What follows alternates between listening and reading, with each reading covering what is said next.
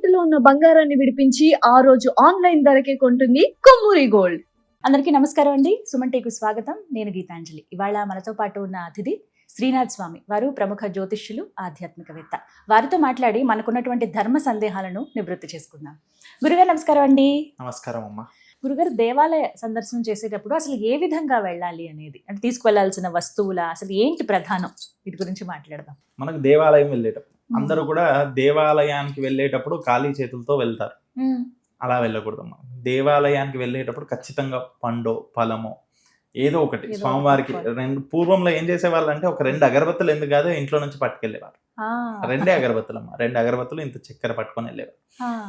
మీకు ఇప్పటికి కూడా చాలా చోట్ల చాలా దేవాలయాలకు ఇంట్లో నుంచి ఏం చేస్తారంటే మొట్టమొదట ఇంట్లో వండిన అన్నం ఎందుకు కాదు దాని మీద చక్కెర వేసి ఇంట్లో నుంచి నైవేద్యం పంపిస్తారు. అలా చాలా చోట్ల జరుగుతూ ఉంటాయి. అలా మనం కూడా ఏంటంటే దేవాలయానికి వెళ్ళేటప్పుడు ఒక పండు, ఒక ఫలము, ఒక కొబ్బరికాయ, 2 పూలు ఏదో ఒకటి పట్టుకొని వెళ్ళాలమ్మా. ఖాళీ చేతులతో వెళ్ళొద్దు. ఒక మనము అంటాం కదమ్మా, పెద్దవాళ్ళది రాజకీయవేత్త కానీ లేదా కలెక్టర్ కానీ ఇలా పెద్దవాళ్ళ దగ్గరికి మనం కలవడానికి వెళ్ళినప్పుడు మనం ఏం చేస్తామమ్మా, ఖాళీ చేతులతో వెళ్ళాం కదా. ఒక బుక్కే పట్టుకెళ్తాం లేదా కొన్ని పండ్లు పట్టుకెళ్తాం, ఏదో ఒకటి మనము ఖాళీ చేతులతో మాత్రం వెళ్తాం. అసలు గురువుల దగ్గరికి వెళ్ళినప్పుడు కూడా అలా మరి అలాంటప్పుడు భగవంతుడి దగ్గరికి వెళ్తున్నప్పుడు ఆయన వీళ్ళందరికంటే ముఖ్యమైన వాళ్ళు కదా. మరి ఆయన దగ్గరికి వెళ్తున్నప్పుడు ఖచ్చితంగా ఏదో ఒకటి పట్టుకొని వెళ్ళాలి. అదే మా ఏమంటారు, అవన్నీ ఏం లేకుండా భక్తి జ్ఞానంతో మనం వెళ్తున్నాం కదా స్వామి అని అంటే అందరికీ భక్తి ఉంటుంది. మరి ప్రతి ఒక్కరు భక్తితోనే వెళ్తాం. మనం ఆ భక్తి ఉన్నది కాబట్టి దేవాలయానికి వెళ్తాం. కానీ దేవాలయానికి వెళ్ళినప్పుడు మాత్రం ఖాళీ చేతితో వెళ్ళకూడదు, ఏదో ఒకటి పట్టుకొని వెళ్ళాలి. అది ఎంత చిన్నదైనా ఏదైనా పర్వాలేదు, వారి శక్తి కొలది ఏదో ఒకటి తీసుకొని వెళ్ళి ఆ స్వామివారి పాదాల దగ్గర పెడితే చాలు. ఆ స్వామివారు సంతోషపడతారంట. ఆ భక్తుడు వచ్చినటువంటి ఏదైతే ఆయన తెచ్చినటువంటి వస్తువుని కాదమ్మా భగవంతుడు చూసేది, ఆయన వచ్చినటువంటి భక్తి, అలాగే ఆయన సమర్పించేటటువంటి భావనను చూస్తారు. కాబట్టి ఆ భక్తి, ఆ భావనను స్వామివారు స్వీకరిస్తారు. కాబట్టి మనం వస్తువు ఏదైనా కానీ సరే అది చిన్నదే, పర్వాలేదు. అలాగే గురుగారు, రాహుకాల పూజ గురించి కొన్ని సందేహాలు అడుగుతూ ఉంటారు. అంటే అందరూ చేయొచ్చా అండి రాహుకాల పూజ, లేకపోతే ఈ దేవాలయంలోనే చేయాలని ఉంటుంది? ఎందుకంటే అమ్మవారి గుడిలోనే ఎక్కువగా చూస్తూ ఉంటాం. మరి ఇంకా వేరే దేవాలయాల్లో చేయకూడదా? అసలు ఏమిటి రాహుకాలం విశిష్టత ఏంటి?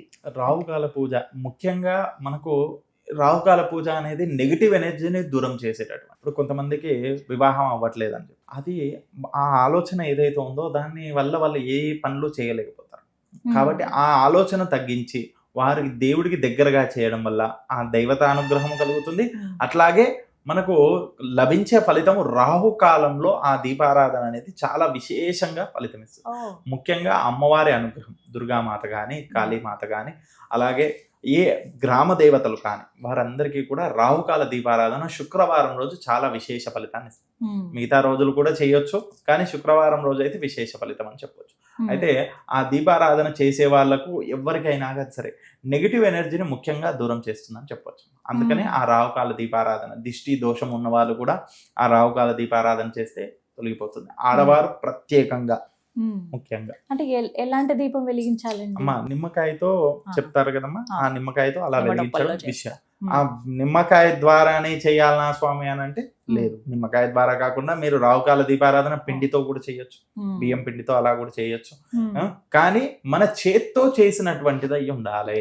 అక్కడ ముఖ్యంగా చెప్పేది ఏంటంటే దీపారాధన. ఇప్పుడు పిండి ఉందమ్మా, పిండితో మనమే చేసి దీపాన్ని చేసి ఒత్తి వేసి నెయ్యి వేసి వెలిగించాలి. అలాగే ఈ దీపారాధన ఏది మనం నిమ్మకాయ మనం కూడా అది కూడా వాళ్ళు చేసి మనమే రెడీ చేసుకొని చేసి వెలిగిస్తే విశేషము. అంతేగాని మట్టితో తయారైన వాటిని తెచ్చి చేసే కంటే మన చేత్తో చేసి వెలిగించాలనేది ప్రత్యేకత. కాబట్టి అలా అమ్మవారి దేవాలయంలో ఆ అమ్మవారి ముందు వెలిగించడం విశేషము. ఇదొక్కటి ముఖ్యంగా అమ్మవారి ముందు వెలిగిస్తే మనకు నెగిటివ్ ఎనర్జీ, ముఖ్యంగా దిష్టి దోషాలు, నెగిటివ్ ఎనర్జీ ఏదైతే ఉందో అది దూరం అవుతుందని చెప్పొచ్చు. ఇది ఏ రోజైనా పర్వాలేదా అండి? రోజు చెయ్యొచ్చు రాహుకాల దీపారాధన. కానీ శుక్రవారం అయితే వారం చేయాలనుకునే వాళ్ళు మాత్రం శుక్రవారం చాలా ప్రత్యేకం.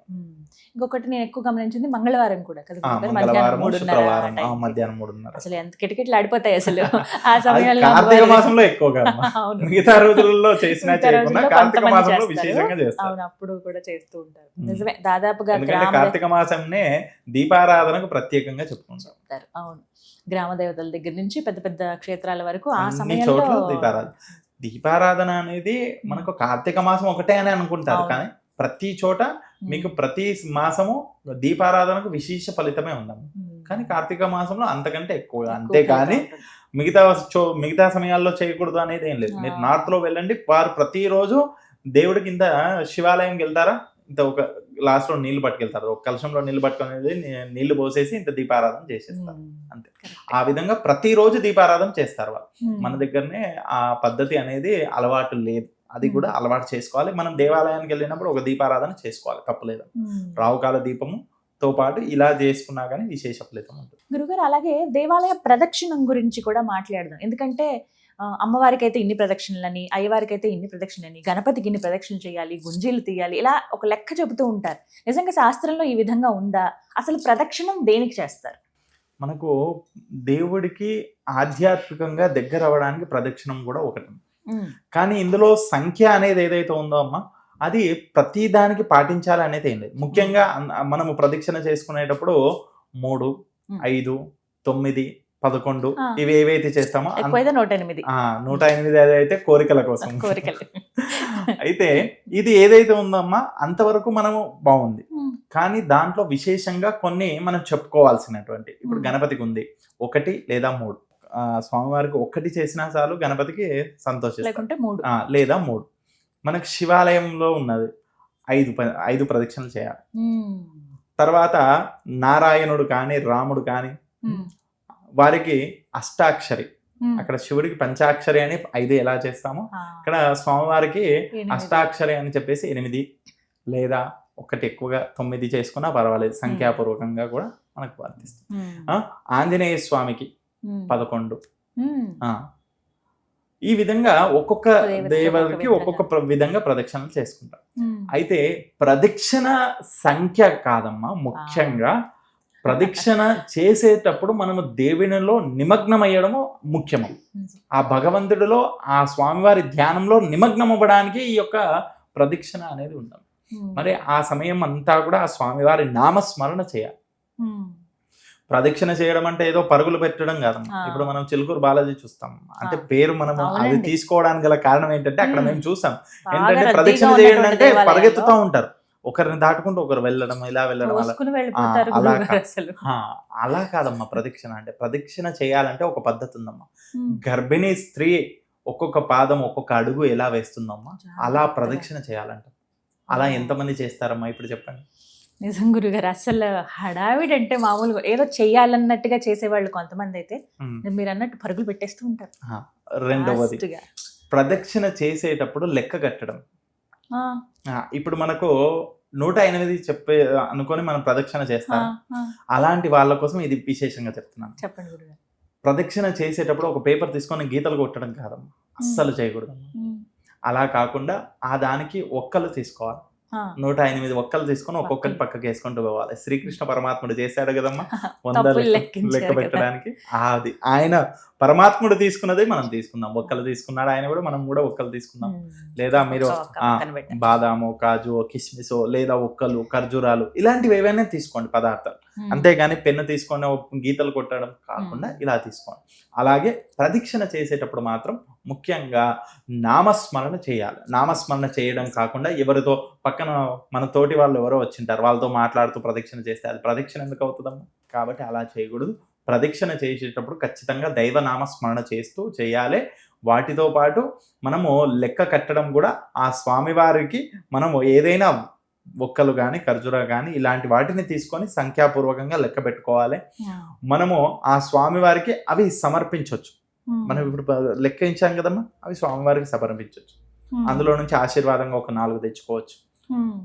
ఇవి విశేషంగా ఉంటాయి. కానీ ఇది గీతలు కొట్టేసి మనం ఎందులో పడేస్తామా, అది ఎక్కడో తొక్కుట్లో వెళ్ళిపోతుంది, ఇలా కాదు. కాబట్టి ఇలా చెప్పినట్టుగా అలా కాకుండా భక్తితో నామస్మరణ చేసుకుంటూ ప్రదక్షిణ చేయాలి. 108 మొక్కు చెల్లించాలి అనుకునే వాళ్ళు మాత్రం ఇది విశేషంగా పాటించాలి. ఎందుకంటే మొక్కు చెల్లించాలి అని చెప్పేసి మొక్కావు, మరి ఏదో పరిగెత్తుకుంటూ చేస్తే కాదు కదా. నిజం. కాబట్టి జాగ్రత్తగా. విశేషంగా ఇలా చేసుకుంటే దానికి సంపూర్ణ ఫలితం లభిస్తుంది. చాలా చక్కగా నివృత్తి చేశారండి సందేహాలు. గుడికి వెళ్ళినప్పుడు ఇవన్నీ ముఖ్యంగా గుర్తుపెట్టుకుంటాం. గుర్తుపెట్టుకోవాలి. చాలా మందికి చాలా ముఖ్యమైనవి చక్కగా షేర్ చేస్తే అందరికీ అమ్మా, అందుతాయి ఇంకో ఇన్ఫర్మేషన్. విషయం కూడా చెప్తానమ్మా ఇక్కడ గురుగారు. తెలుసుకోవాల్సినది. గుడిలోకి వెళ్ళాక మనము ఎంత పరిశుద్ధ మనస్కులమై వెళ్తామో ఆ దేవాలయాన్ని కూడా అలాగే పరిశుద్ధంగా ఉంచాలి. ఇది చాలా మంది తప్పులు చేస్తూ ఉంటారు. అందులో ఏం చేస్తారంటే మొట్టమొదటి నుంచి చెప్పుకుందాము. మనము బొట్టు పెట్టుకుంటాము, బొట్టు పెట్టుకోగానే ఎక్కడో రుద్దేస్తారు. ఆ స్తంభాలకు కనపడుతూ ఉంటాయి. ఆంజనేయ స్వామి దేవాలయాలకు వెళ్ళండి, మొత్తం అవే కనిపిస్తాయి. అది చాలా తప్పు. తర్వాత రెండవది మనకు తీర్థం తీసుకుంటారు. ఆ తీర్థం తీసుకునేటప్పుడు కింద పడిపోయి ఉంటుంది, అలా తీసుకోకూడదు. తీర్థం తీసుకునేటప్పుడు కింద ఒక వస్త్రం పెట్టుకోండి, కాల్సి కింద పడకుండా. అంటే ఆ స్థలం అంతా కూడా పరిశుద్ధంగా ఉండాలి. అపవిత్రం అయ్యేటటువంటి పనులు ఏది చేయకూడదు. తర్వాత ప్రసాదం ఇస్తారు, కప్స్ ఏవో ఇస్తారు, అవి ఎక్కడో పడేసి ఎక్కడో కూర్చుంటారు, అక్కడ పెట్టేసి వెళ్ళిపోతారు. అలాంటివి చేయకూడదు. అలాగే దీపారాధన చేస్తారు. దీపారాధన చేసినప్పుడు కూడా గోడలకు మొత్తం నల్లగా అయిపోతాయి. మా కార్తీక మాసం ప్రతి దేవాలయం గోడలన్నీ నల్లగా అయిపోతాయి. అలా కొద్దిగా ముందుగా కొద్దిగా జరిపి పెట్టేసుకోవాలి. అది గోడలు నల్లగా కావద్దు. అలాగే మనకు ఆ స్థలం కూడా ఎటువంటి ఇబ్బంది కలగకుండా ఉండాలి. తర్వాత దేవాలయంలో ఉన్నటువంటి చెట్లకు ఏవైతే వృక్షాలు ఉంటాయమ్మా, పెద్ద వృక్షాలు కానీ చిన్న వృక్షాలు కానీ, అవన్నీ కూడా ఏం చేస్తారంటే వీళ్ళు అగ్గిపుల్ల దీపారాధన చేసిన తర్వాత ఆ పుల్లను అక్కడ పడేసేయడం, ఆ ఒత్తులు తీసి ఎక్కడో పడేసేయడం, ఇలాంటివన్నీ చేస్తూ ఉంటారు. అలా అపరిశుద్ధంగా ఏది చేయకూడదు. ఇది మన బాధ్యత దేవాలయాన్ని అలా ఉంచడం. ఇప్పుడు ఇంకా కొద్దిగా అప్డేటెడ్ వర్షన్ గా ఇప్పుడు ఏం చేస్తున్నారు అంటే ప్రసాదాలు పెట్టేటప్పుడు కూడా వాళ్ళు ఏం చేస్తారంటే వీళ్ళకు చేత్తో తినలేకపోతారని స్పూన్స్ ఇస్తారు, లేదా కొంతమంది టిష్యూ పేపర్స్ ఇస్తారు. అవి కూడా ఏం చేస్తారంటే వీళ్ళు అక్కడే ఇక్కడ పెట్టేస్తారు, వెళ్ళిపోతారు. వెళ్ళిపోయిన తర్వాత కొంతమంది క్లీనింగ్ చేసే వాళ్ళు ఉంటే దేవాలయాల్లో క్లీనింగ్ చేస్తారేమో, కానీ అది క్లీనింగ్ చేసే వాళ్ళు లేరనుకో, అర్చకుడు చేసుకోవాలి తర్వాత. కాబట్టి ఇలాంటివన్నీ చేయకూడదు. ఆ దేవాలయాన్ని మన ఇంట్లో ఎంత శుభ్రంగా మన ఇల్లును ఉంచుకుంటామో అంతకంటే 100 రెట్లు శుభ్రంగా దేవాలయాన్ని ఉంచాలి. కాబట్టి ఇవి దేవాలయంలో వెళ్ళినప్పుడు మనము మనతో పాటు మన పిల్లలకు కూడా తెలియజేయాలి.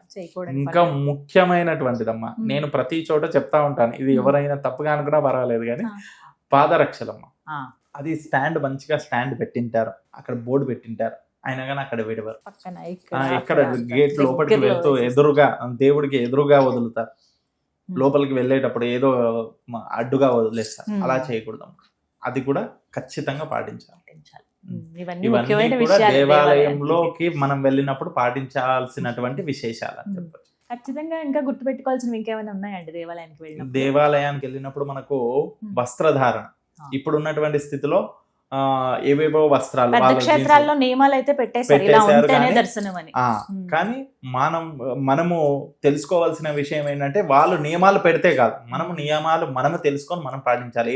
ఏ దేవాలయానికి వెళ్ళినా కానీ మనం సంస్కృతి సాంప్రదాయాలు కలిగిన వాళ్ళం కాబట్టి మంచిగా పంచ కట్టుకొని మనము ఒక కుర్తా అలా వేసుకొని పోవాలి. ఆడవాళ్ళు మంచిగా వివాహమైన వాళ్ళు, స్త్రీలు అయితే వాళ్ళు చీరలో, మిగతా వారి పిల్లలకు మంచిగా వాళ్ళకు కూడా వేయించండి. లంగా ఓని వేసుకునే వాళ్ళు పిల్లలకు లంగా ఓని వేయించండి. మంచి సంస్కృతి సాంప్రదాయానికి సంబంధించిన దుస్తువులను వేసుకొని ధరించి వారు దేవాలయానికి వెళ్తే చూడ్డానికి కూడా బాగుంటుంది. అలాగే దేవుడి దగ్గరికి వెళ్ళినప్పుడు ఏ విధంగా ఉండాలో ఆ విధంగా ఉంటుంది. మనం స్కూల్కి వెళ్తే మనం డ్రెస్ కోడ్ ఎలా పాటిస్తామో, దేవాలయానికి వెళ్ళినప్పుడు కూడా మనం ప్రత్యేకంగా కొంతమంది దేవాలయం అభిషేకాలు ఉంటాయి. గర్భాలయంలోకి వెళ్తున్నామంటే ఖచ్చితంగా పంచా కండువ తప్ప ఏమి ఉండవు. అది దానికి గల కారణం కూడా చెప్తాను. ఏదైతే ఉందో పూర్వం మడి కట్టుకొని చేసేవాళ్ళు. మడి కట్టుకొని చేసేటప్పుడు ఏంటమ్మా అంటే వస్త్రాన్ని హింసించకుండా చేసినటువంటిది. ఇప్పుడు కూడా మేము ధరించినటువంటి వస్త్రంలో ఇక్కడ కుట్టింది లేదు, ఇలా కుట్టినది ఏది లేనటువంటిది వేసుకోవాలి. ఆడవాళ్ళు కూడా మడి కట్టుకునే వాళ్ళు అలాగే కట్టుకునేవాళ్ళు.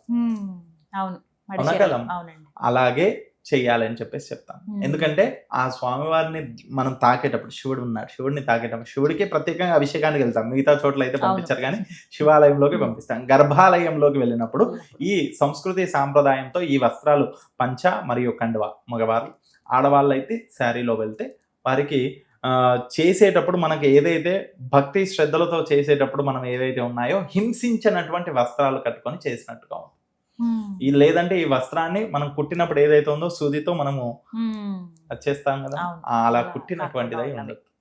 ఓన్లీ నేసినటువంటిది మనం తీసుకొని వెళ్ళి Hmm. ఆ భగవంతుడికి సమర్పించేటప్పుడు కూడా అలాగే సమర్పించాలి, మనము దేవుడిని పూజించేటప్పుడు కూడా అలాగే ధరించుకొని వెళ్ళాలని చెప్తాం. చాలా సందేహాలు నివృత్తి చేశారు. అంటే బాధ్యతగా కేవలం గుడికి వెళ్ళి దండం పెట్టుకుని మనకు కావాల్సిన ఫలితాన్ని పొంది వచ్చేయడమే కాకుండా గుడిని కూడా మనం కాపాడుకోవాలి. ఇది మనందరి బాధ్యత. ఖచ్చితంగా. చాలా చక్కగా వివరించారు. ధన్యవాదాలు గురువు గారు. సంతోషం.